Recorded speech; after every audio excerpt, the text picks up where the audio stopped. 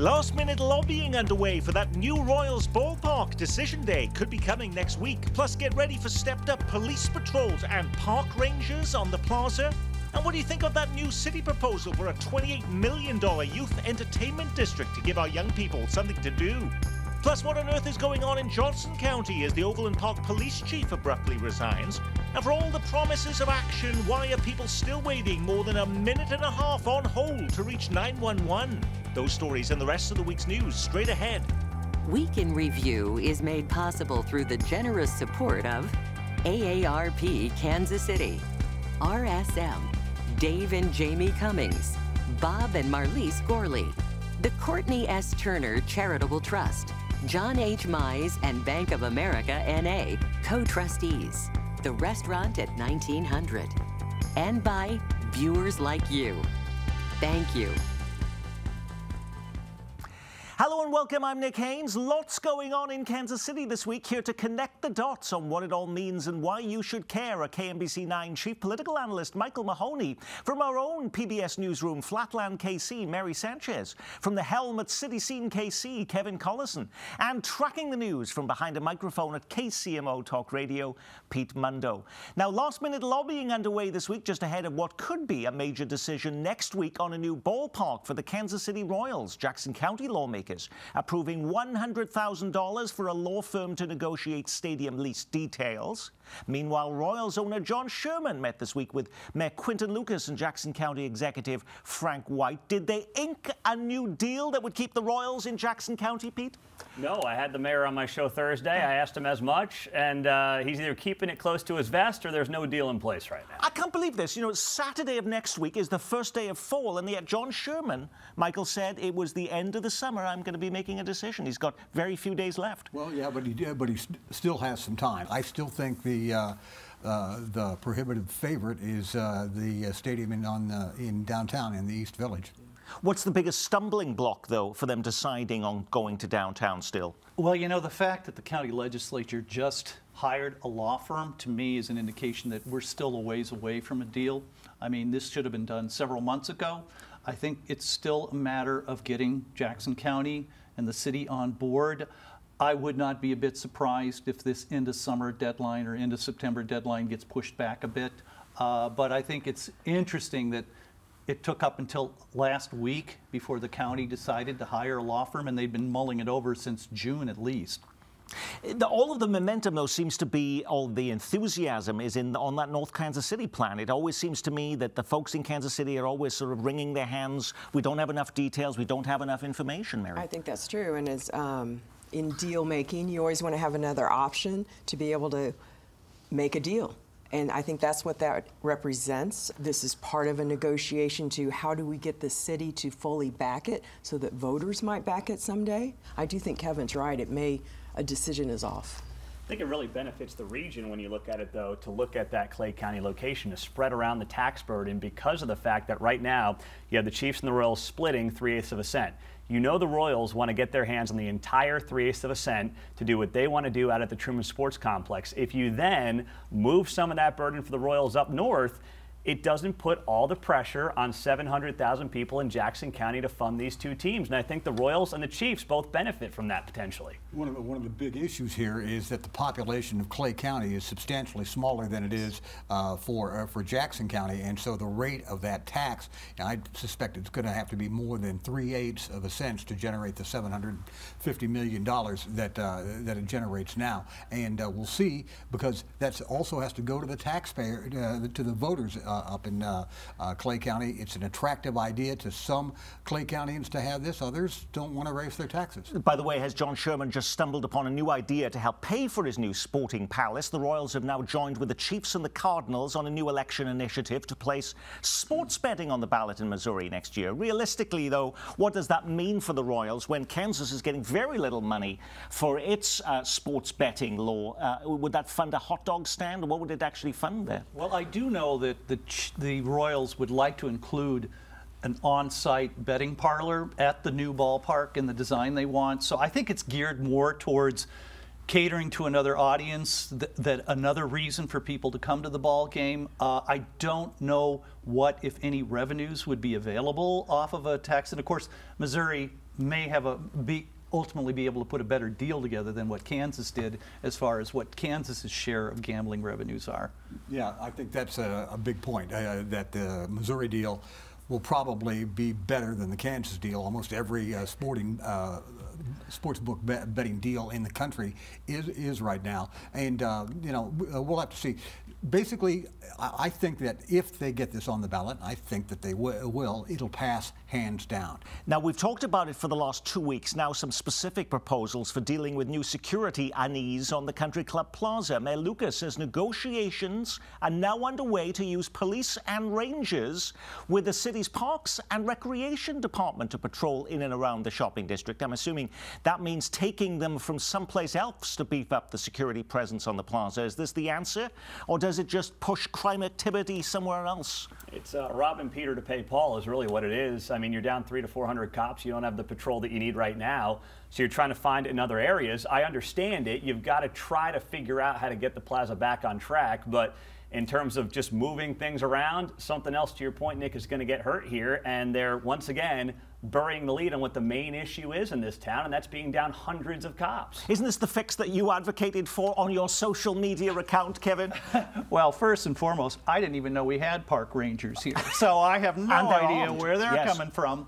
But, you know, yeah, I do think, you know, the plaza has a security force, and they're fairly visible, but they're not armed. Not that I say that's the be-all and end-all, and they don't have the power to make arrests. You need to have a police department that is visible, that is there to back up the security at the plaza. You know, yeah, they're down jobs, but I've always maintained the city of Kansas City and taxpayers are dropping $280 million a year on KCPD. They've got money. They just need to know how to A, hire more people, and B, get more of their officers out on the street, because as far as I can tell, they're extremely low profile. Mary, is this the fix? It's too easy of a fix because it's too broad of a problem. And what you don't want to do is create like a military police state in an area that is supposed to be pedestrian. We're even looking towards that. It's, you know, that we have had issues, and we need to look at why do we have 14 and 15-year-olds carrying guns? That's what happened down there, and that's what scared everyone. And there's also the issue, of course, of what else can young people do. And the city is looking at a solution this week. Let's just talk about that. There's a new proposal for a $28 million youth entertainment district. It's the brainchild of City Councilwoman Melissa Robinson, who envisions a place designed and operated by teens that will not only provide recreation options, but help young adults learn new skills and connect to employment opportunities.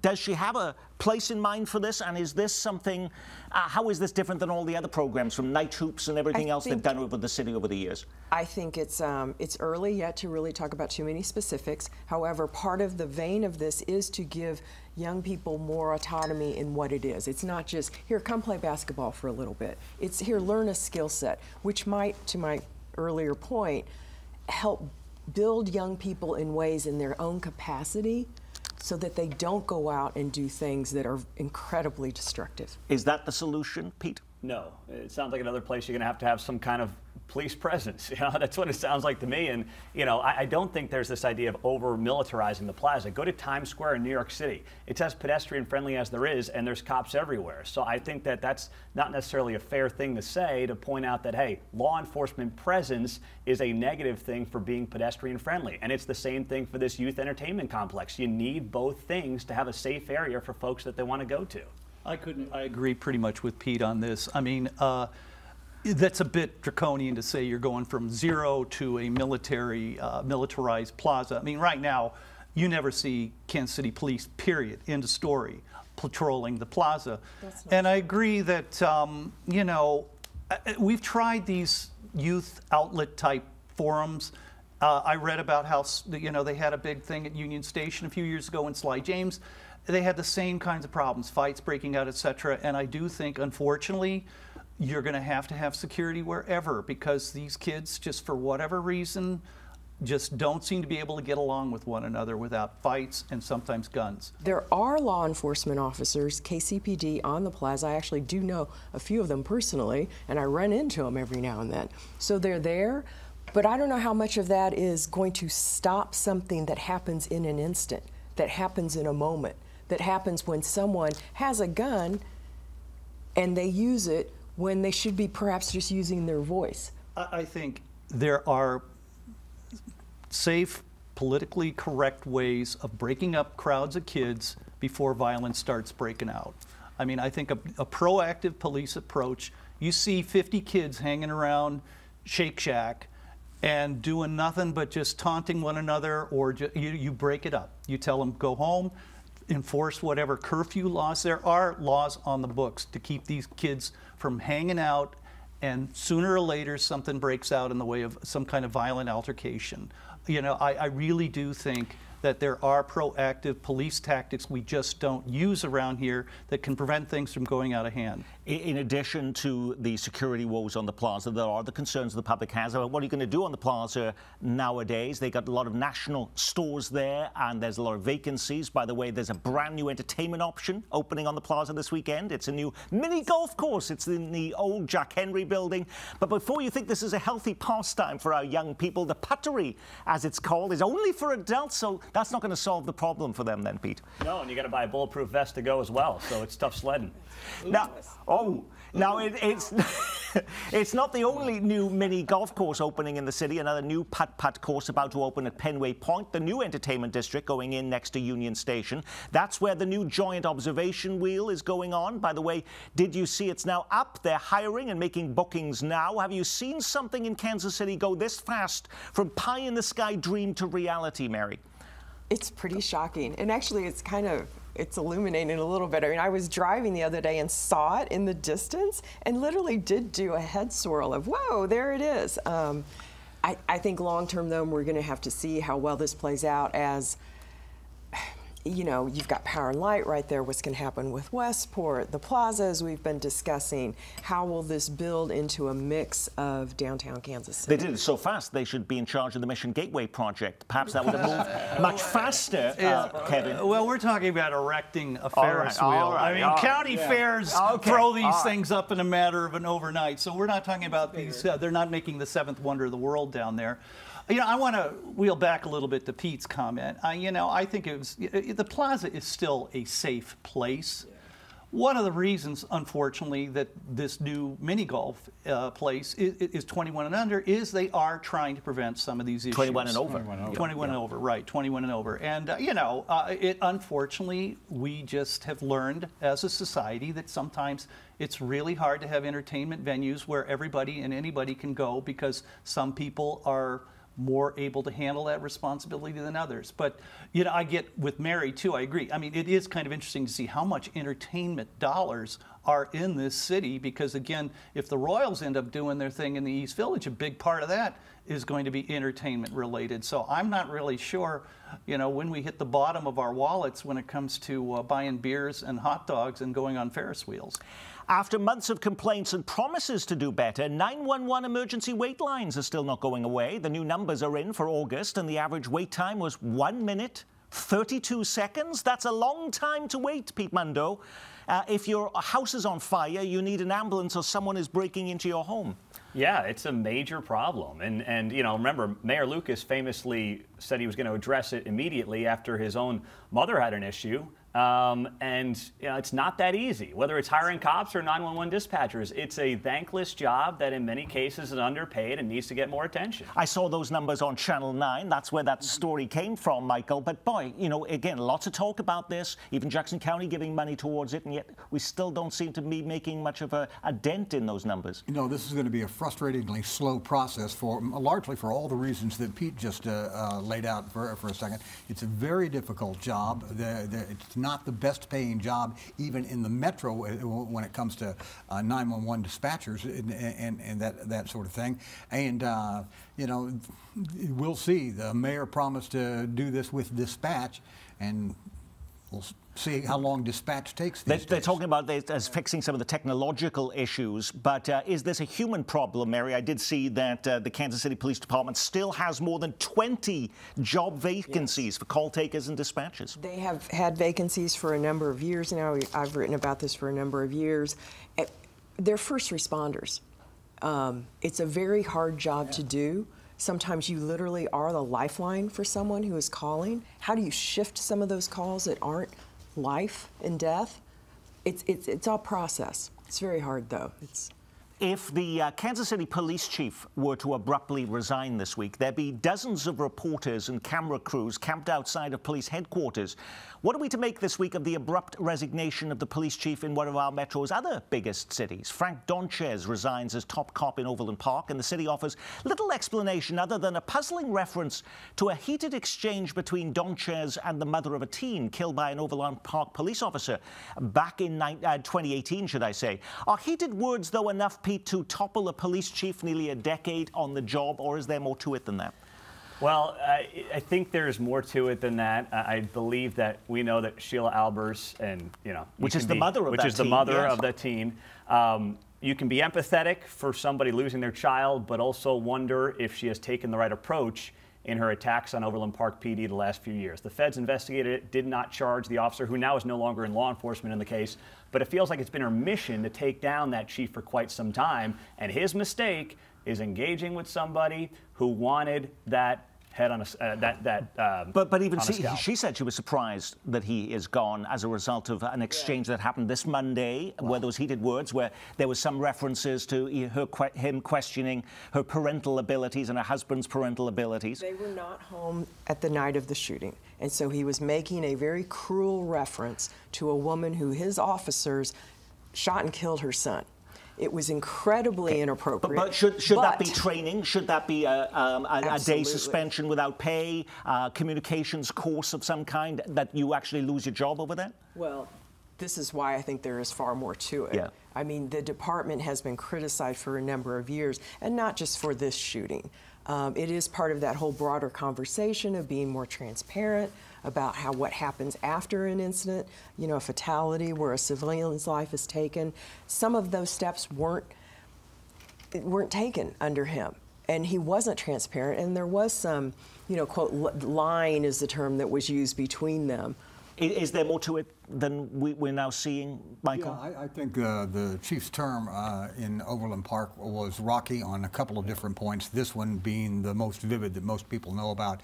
There was also some concern about how some officers conducted themselves with relative to another fund inside of a department. And there must have been something else back there for this resignation to be so swift. And maybe we'll find out, maybe we won't. What does this do to police morale in our metropolitan area, Pete? Well, one thing that was brought up in that exchange was the chief saying that they've had a tough time recruiting. Think about this. If Overland Park, Kansas is having a difficult time recruiting law enforcement, what does that tell you about the state of the industry over the last 3 years?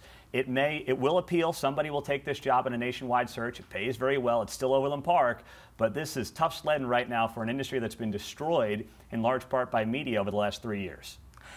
Now, I'd love to discuss brand new issues. Okay, Kevin, it was your face. I'm sorry. Your face. He likes to throw the bomb. I'm telling you, I disagree entirely. But it isn't. Why not? It is true. They are struggling. It's harder now. I don't think there's any question that there's a lot of blue flu going on, and that they're having a harder time recruiting people. But I wouldn't blame it on the press for reporting what's going on out there. I mean, that's just too far for me.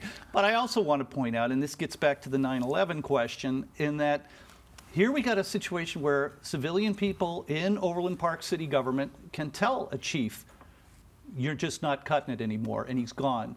As opposed to a certain major city in our metro where the civilian leadership, AKA the city council and mayor, have no influence in how our police department is run, including the kind of job they're doing to recruit people for both 9/11 callers or responders as well as police officers.